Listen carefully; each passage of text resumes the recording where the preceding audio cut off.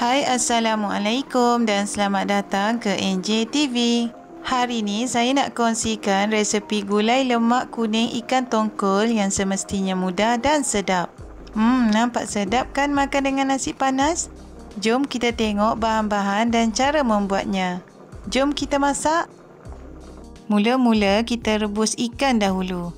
Dalam kuali, satukan 1.3 kilo potongan ikan tongkol putih bersama-sama dengan 2 ketul gula Melaka, 5 asam keping, 1/3 cawan cuka, 3 sudu kecil garam, setengah sudu kecil ajino dan air sehingga separas ikan. Rebus ikan ni sehingga air hampir kering dan ketepikan dahulu.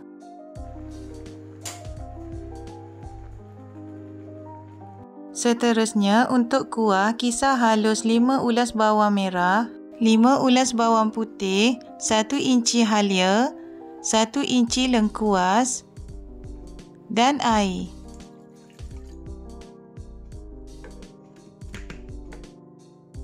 Dalam periuk, satukan bahan-bahan kisar tadi bersama-sama dengan 1 sudu besar serbuk kunyit, 2 sudu besar cili boh dan gaul sebati.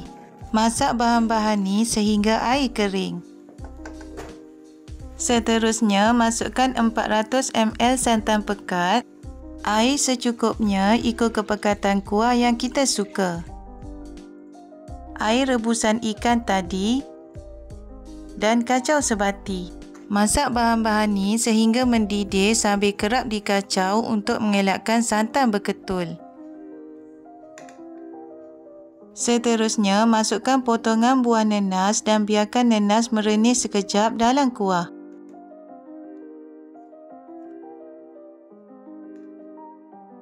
Masukkan 1 sudu besar budu, potongan timun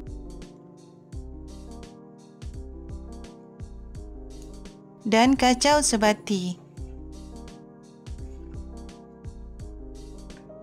Masukkan garam dan gula secukup rasa.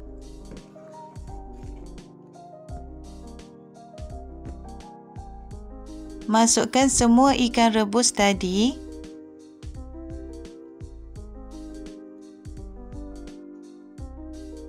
Lada solok dan renihkan ikan dalam kuah sambil sesekali dikacau sehingga kuah mendidih. Gulai ni jika direnih lebih lama rasanya menjadi lebih sedap. Alhamdulillah, gulai lemak kuning ikan tongkol kita dah siap dan sedia untuk dihidangkan. Jangan lupa mencuba dan kita jumpa lagi di video-video saya yang lain. Assalamualaikum dan bye-bye.